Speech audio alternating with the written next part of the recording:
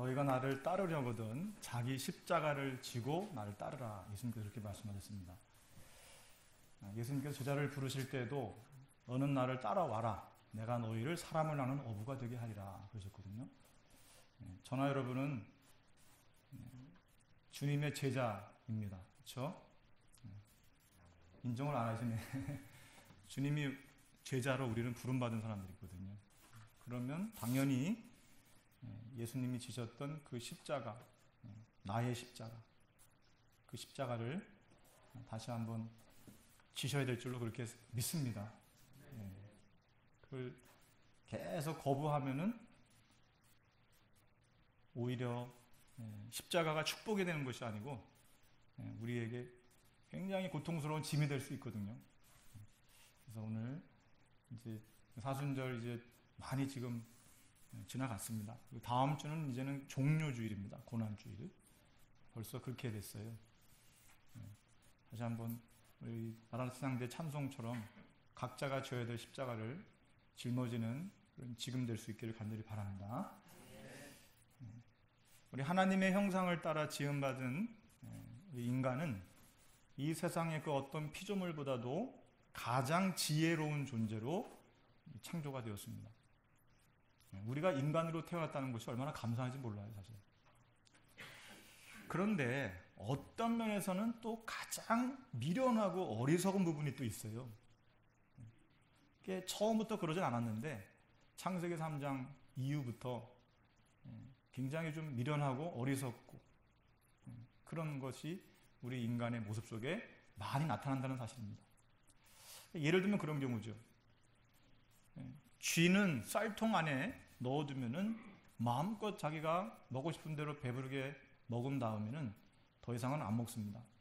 통계적으로 보면은 한 70% 정도 그 정도 배를 채우고 30%는 남겨둔다 그래요.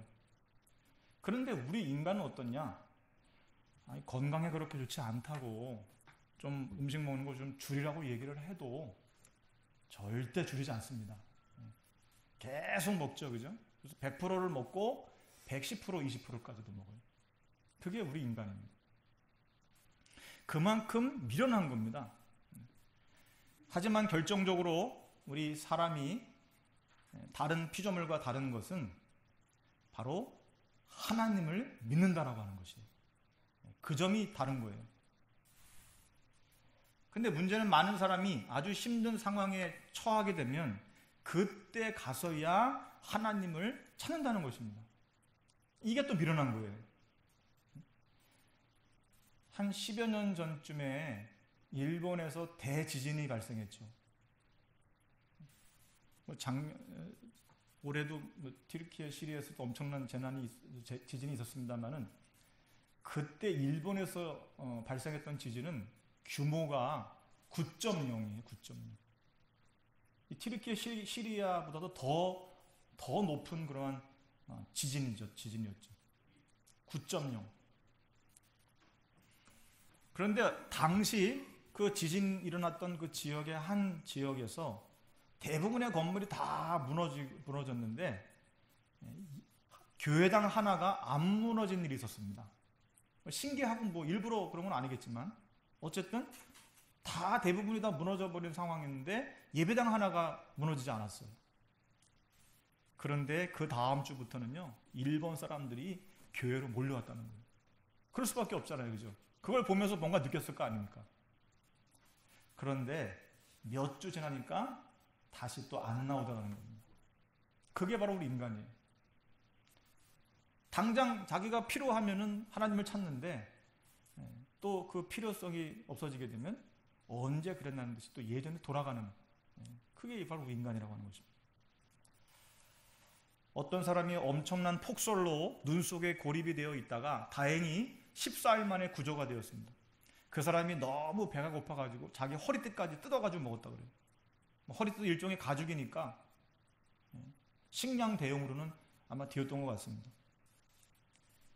그 사람이 친구에게 나중에 그렇게 말했다 그래요. 내가 지금까지 한 번도 교회를 가본 적이 없는데 막상 정말 죽음이 눈앞에 오니까 나도 모르게 하나님을 찾게 되더라. 그런 말을 했다는 겁니다. 사람이 가장 절박한 순간에 처하게 되면 가장 먼저 떠오르는 것은 하나님입니다. 하나님. 물론 가족도 떠오르겠지만은, 그러나 제일 먼저 떠오르는 존재가 바로 하나님이시라는 거죠. 이게 본능적으로 그렇게 되는 겁니다. 이렇게 하나님을 안 믿는 사람들도 자기에게 심각한 문제가 찾아오게 되면 하나님을 찾습니다. 그런데 사실은 그런 어려운 상황 말고 평상시에 하나님을 만날 수 있어야 그 사람이 지혜로운 사람인 겁니다. 아니 꼭 어려운 일이 닥치고 나면 그때 찾지 말고, 아니 하나님이 늘 우리와 함께 하시면 늘 우리가 평상시에 그분을 누리는 삶을 살아가야 되겠죠. 그런 면에서 오늘 저와 여러분은 하나님의 큰 은혜를 받은 하나님의 자녀인 줄로 믿으시기 바랍니다. 그렇죠? 여기 계신 것이 이게 하나님의 은혜를 받은 거예요. 자, 오늘 함께 읽은 말씀, 아마 이게 무슨 말인지 잘 이해가 안 가실 수 있습니다.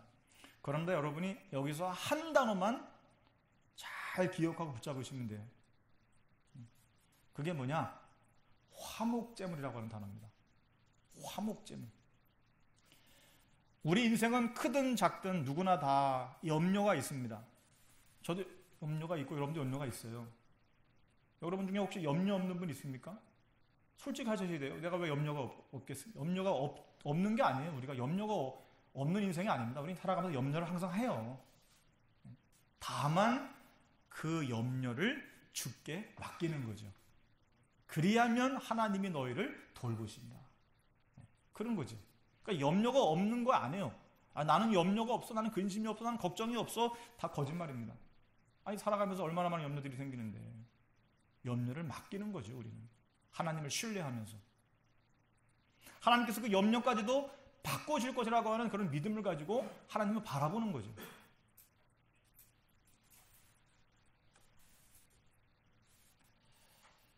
또 어느 날 갑자기 자기 한계에 부딪히는 경우도 있어요. 누구나 다 인간은 한계가 있습니다. 한계가 없는 존재는 없어요. 내게 불가능이 없다고 그렇게 외쳤던 나폴레옹도 자기 한계 앞에서는 어쩔 수 없는 나약한 인간이었습니다. 또 어느 날 갑자기 병이 또 우리에게 생기기도 합니다. 이럴 때 어떤 사람은 낙심하고 실망하죠. 내가 지금까지 살아온 게 이게 뭐냐. 실망하는 거예요. 나는 정말 열심히 뭔가를 했는데 좌절을 합니다. 어떤 사람은 인생을 포기를 합니다. 어떤 사람은 심지어 극단적인 선택도 하죠. 또 반면에 어떤 사람은 이때 문제 해결을 위해서 여러 가지 노력을 합니다. 우리는 그래도 그렇게 최선을 다해 노력하는 사람들을 그래도 조금 좀 괜찮은 사람이라고 보죠. 그런데 여러분 오늘 말씀은 우리에게 문제가 왔을 때에 최선을 다해야 하지만은 반드시 해야 될 것이 있다라고 말씀해 주시는 겁니다. 그게 뭐냐? 첫째는 오늘 화목제물이라고 하는 이 단어를 우리가 먼저 꼭 붙잡아야 되는데 이 화목제물이 뭐냐? 하나님을 만나는 방법이에요. 하나님께로 갈 수 있는 길입니다. 이게 화목제물이.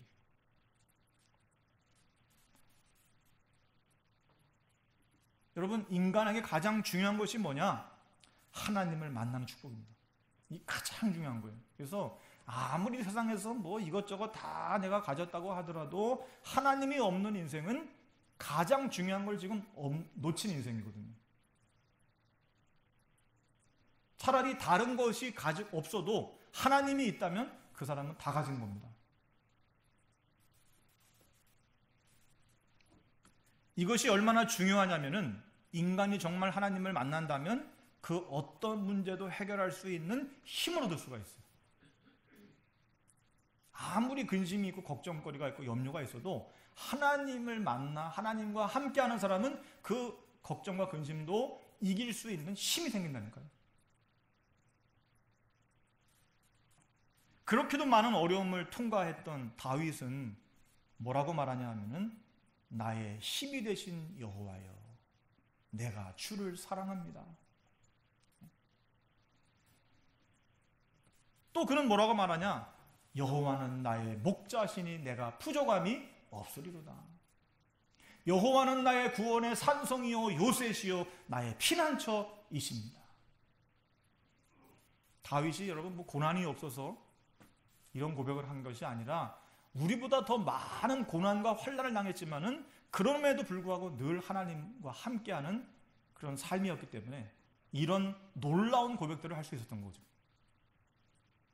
그래서 지금 다윗이 한 고백을 우리는 하나님의 말씀으로 받아들이잖아요. 사실은 다윗이 한 고백입니다. 그거는 신앙 고백. 근데 우리는 그것을 하나님의 말씀으로 받아들이잖아요. 그죠? 그럼 이 사람의 응답은 100년의 응답 정도가 아니라 1000년의 응답이고 주님이 오시는 날까지 영원한 응답 받은 사람이에요. 그래서 우리가 정말로 하나님을 만나는 체험을 한다면 모든 문제는요, 다윗처럼 하나님의 은혜와 능력을 체험하는 기회가 될 수 있다는 것이죠. 자, 그런데 문제는 많은 성도가 세상에 나가보면은 하나님이 없는 것 같이 생각이 들어요. 교회 와가지고는 정말 하나님 살아계시다.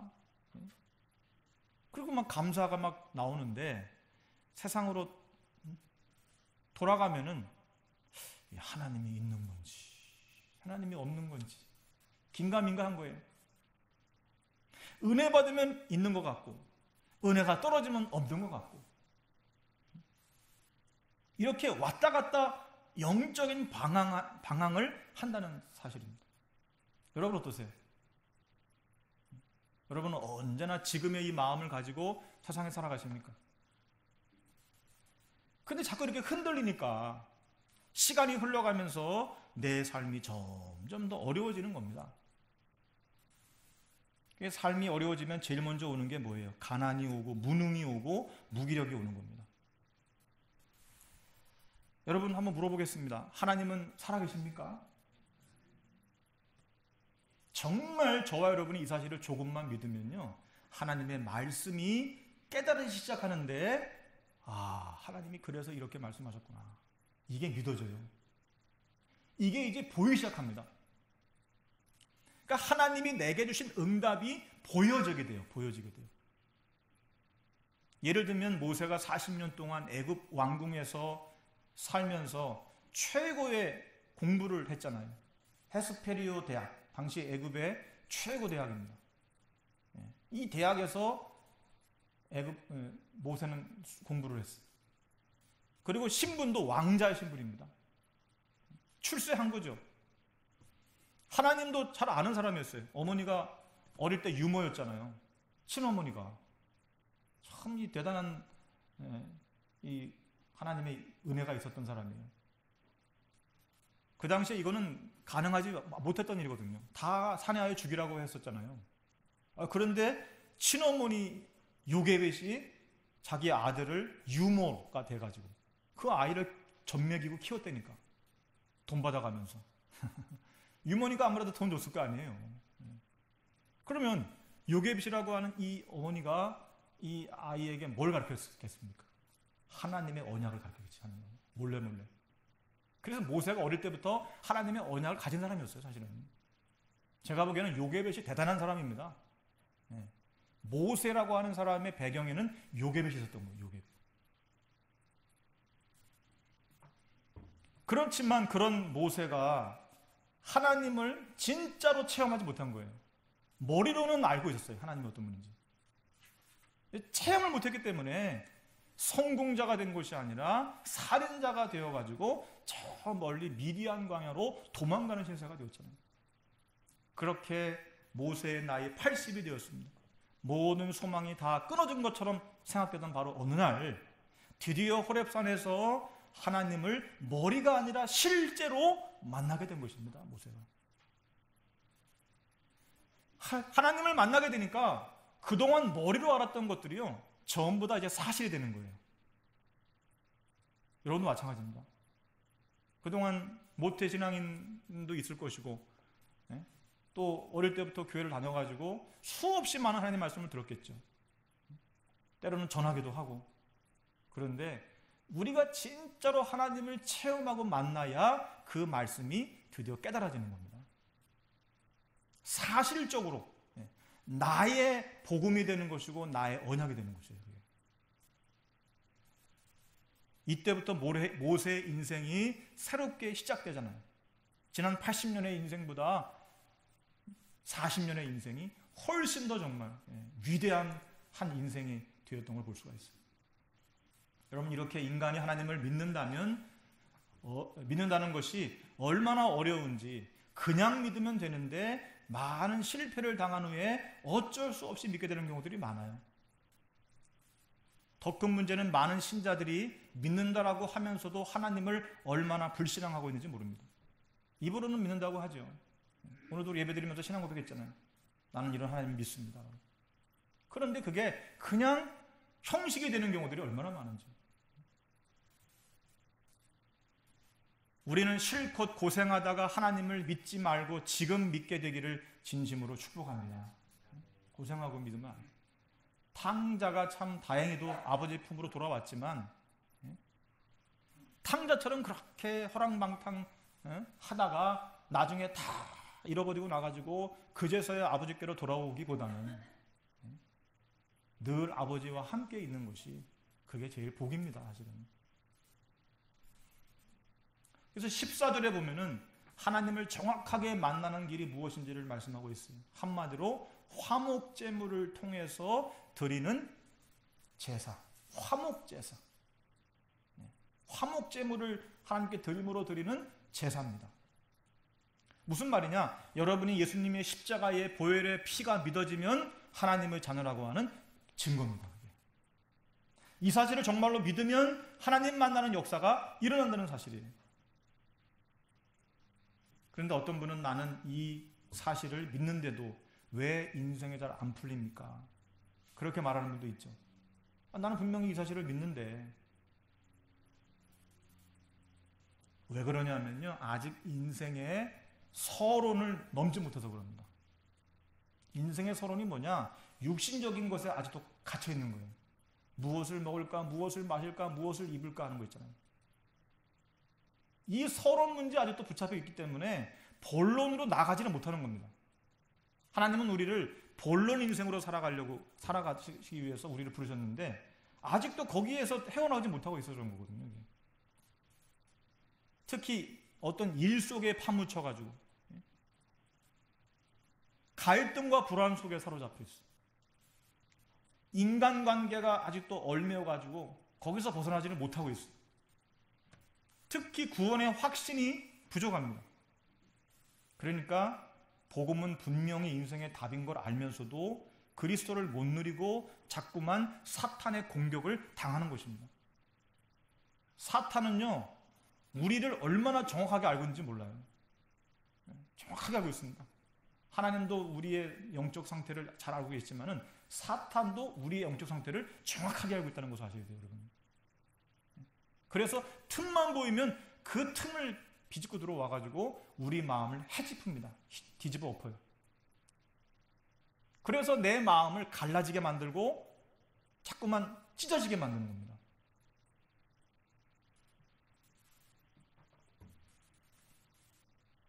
바라기는 오늘 이런 서론에서 빠져나오셔서 본론의 인생으로 하나님이 주신 목표와 미래를 향해서 나아갈 수 있는 저와 여러분 되시기를 주님의 이름으로 축복합니다. 자, 12절에 보면 또 이런 말씀이 나와요. 무교병과 함께 화목제물을 드려라. 무교병이 뭐예요? 옛날에 이스라엘이 애굽의 노예 생활에서 이제 해방되어 나올 때에 그때 무교병을 먹으라고 말씀하셨죠. 이 무교병은 밀가루 안에 이스트, 효모 이걸 넣지 아니한 단단한 떡이죠. 맛이 없는 떡이에요. 여기에는 두 가지 의미가 있습니다. 먼저 떡에 이스트 안 넣고 만들어서 단단하게 굳어지게 되면은 이거를 몇 달 동안 먹을 수가 있는 거예요. 잘 상하지를 않잖아요. 그죠? 왜냐하면 이제 이 사람들이 애굽에서 나와가지고 지금 먼 길을 가야 되는데 그러려고 하면은 식량이 있어야 될 거 아니에요.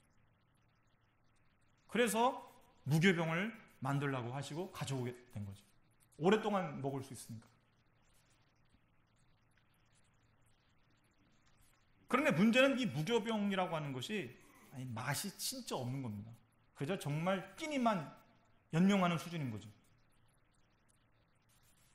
그러므로 이런 무교병과 함께 화목제물을 드리라고 하는 말씀은 너희가 옛날에 애굽에서 고난받았던 그것을 기억하라 라고 하는 것입니다. 그거 기억해야 돼요. 그리고 거기서 빠져나왔기 때문에 이제는 하나님 안에서 주시는 참된 기쁨과 축복을 누리라고 하는 것입니다. 두 가지를 항상 생각해요. 두 가지. 옛날의 고난을 잊어버리지 말아라. 그리고 그 고난에서 이제 나와서 지금 하나님 안에서 주시는 참된 기쁨과 축복을 누리라고 하는 겁니다. 그게 바로 화목제물을 드리는 거예요. 무교병과 함께. 그러니까 한마디로 말하면 이게 무슨 말씀이냐면은 그리스도 즉 화목제물을 통해 우리는 하나님 만나는 축복을 누리게 되었다는 거예요. 그리스도의 고난의 잔으로 인해서. 그분이 저와 여러분을 위해서 고난 받으셨잖아요. 그죠? 그거 잊지 말라고 하는 거예요. 그거 절대. 그리고 그 고난의 잔을 그분이 대신 마셨기 때문에 우리가 이제는 고난을 당할 필요가 없는 거예요. 여러분. 얼마나 감사해요. 고난을 대신 짊어지셨습니까? 그분이. 인간의 운명이요 안 바뀌면은 절대로 안 되게 되어 있습니다. 운명이 바뀌어야 돼요. 운명이. 저와 여러분의 가문에 들이닥치는 재앙, 과학이 막을 수 없습니다. 아무리 과학적인 사고를 한다고 해서 재앙을 못 이겨요. 이길 수가 없습니다. 저와 여러분에게 어느 날 오는 영적인 문제 절대로 의사가 해결 못합니다. 아니 의사가 자기도 암 걸려가지고 죽는데 그 사람이 무슨 우리의 인생을 책임집니까? 책임 못 져요.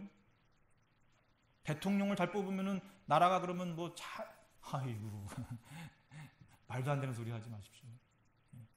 물론 최선을 다해서 좋은 지도자를 뽑아야 되지만은 아니 대통령이 우리 인생을 책임집니까? 그 사람이 자기 인생도 못 책임지는 사람인데. 그래서 하나님이 화목제물 그리스도를 우리에게 보내주시겠다고 약속하시고 그 약속을 지키신 줄로 믿으시기 바랍니다. 그분이 우리가 믿는 바로 예수님 안에서요. 이 사실을 정말로 믿는 순간에 오늘의 고통은 어느 날 응답으로 바뀌게 되는 겁니다. 이게 바로 복음의 능력이에요. 그러므로 우리는 하나님을 만나는 방법, 화목제물 되신 그리스도 예수를 오늘 다시 마음에 영접하는 시간 될 수 있기를 주님의 이름으로 축복합니다. 두 번째로 가장 쉽게 하나님을 만나는 방법이 있는데 그것이 바로 구약시대에는 성막 그리고 성전, 여기서 드리는 화목제예요. 화목제사. 여러분 화목제물하고 화목제는 좀 다릅니다. 화목제물이 그리스도라고 하면 화목제는 영과 진리로 드리는 예배예요. 예배. 다르죠. 오늘 여러분이 구원받은 자로서 참된 예배를 회복하게 되시면 하나님 만나는 응답이 반드시 오게 되어 있습니다. 웨슬리의 동생이었던 찰스 웨슬리는 이렇게 말했어요. 만입이 내게 있으면, 만입, 입이 내가 만 개면 그 입을 다 가지고 주 예수 주신 은총을 늘 찬송하겠다. 이렇게 말했어요. 그게 바로 우리 찬송 부르고 있잖아요. 23절. 근데 여러분 솔직히 우리는 입이 하나밖에 없는데도 맨날 남의 욕만 하잖아요. 아니 이 사람은 만 개가 있어도 내가 다 그 입 가지고 주님의 은총을 찬송하겠다는데 우리는 고작 한 개밖에 없는데도 맨날 남 욕이나 하고 있잖아요. 시간만 나면은 불평하고 불만을 터뜨리고 원망을 하고 그러잖아요.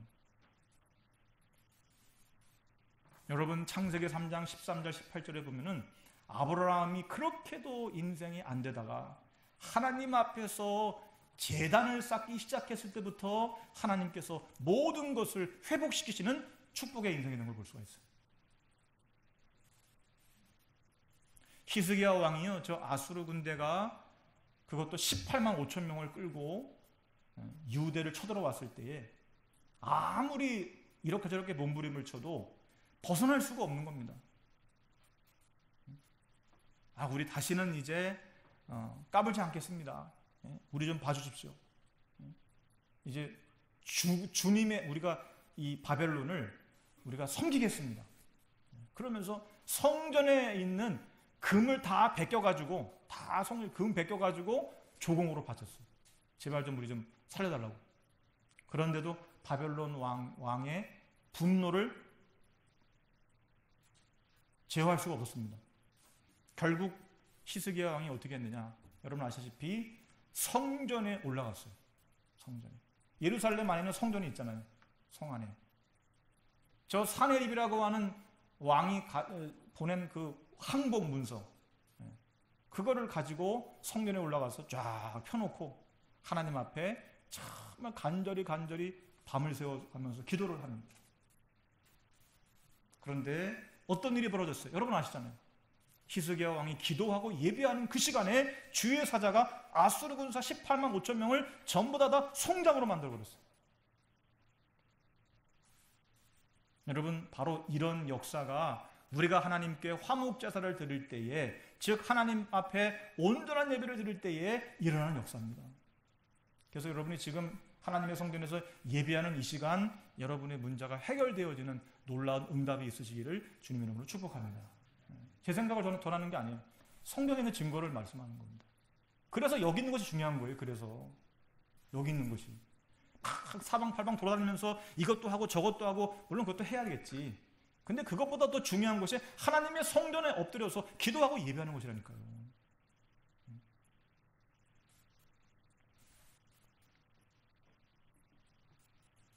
하나님의 축복을 받을 여러분이 그리스도라고 하는 화목제물을 알면 하나님을 정확하게 만날 수가 있는 겁니다. 여러분, 우리가 하나님을 어떻게 알 수 있어요? 그리스도이신 예수님을 통하여 알 수 있는 거잖아요. 그분을 우리가 제대로 알면 하나님이 어떤 분인지를 아는 거예요. 다시 말하면 화목제물이 뭔지를 제대로 알면 우리가 하나님을 정말 진하게 만날 수 있는 방법도 아는 것이고, 그분의 축복을 누릴 수 있는 길도 찾을 수가 있는 것이거든요. 이것이 오늘 우리에게 하나님이 주시는 언약입니다. 바라기는 여러분, 특별히 어려움 가운데 있는 분이 혹시 계시다면은 여러분 산업에 하나님이 주시는 화목의 축복이 임하게 되시기를 간절히 바랍니다. 또 여러분의 자녀 후대들에게 하나님이 함께 하시는 화목의 축복이 있게 되시기를 주님의 이름으로 축복합니다. 말씀을 마치려고 그래요. 오늘 우리 모두가 정말로 그리스도를 믿고 화목제 예배를 깨닫는 순간, 그 화목제 중에 가장 중요한 화목제물이 무엇인지 그 의미를 깨닫는 순간부터 흑암 세력은 도망가게 되겠습니다. 여러분, 이 사실 진짜 믿으셔야 돼요. 항상 우리 주변에는 흑암 세력이 있거든요. 사탄의 세력이. 그래도 눈에 보이지도 않아요. 보이면 우리가 잘 이길 수 있는데. 그런데 이 흑암 세력이 저절로 떠나갈 수 있는 비결이 있다니까요. 오직 그리스도를 붙잡는 겁니다. 그럼 저절로 떠나가요. 그래서 여러분, 예수님이 저 거라사 지방에 도착하시자마자 그 지역에 군대 귀신 들렸던 무덤 사이에서 살던 그 고통당하는 사람이 있잖아요. 아니, 그 사람이 예수님 찾아오더니만은 뭐라고 말해요? 이곳에서 떠나 주십시오, 이렇게 얘기하잖아요. 벌써 예수님이 그 땅에 도착하자마자 아는 거예요. 그 군대 귀신이. 마찬가지로 저와 여러분이 확실하게 그리스도를 붙잡고 있으면, 복음을 붙잡고 있으면 사탄은 저절로 떠나간다니까요. 뭐 앞에다 대고서 뭐 떠나가라 뭐 이런 얘기 할 필요도 없습니다. 알아서 그냥 떠나가요. 알아서. 왜?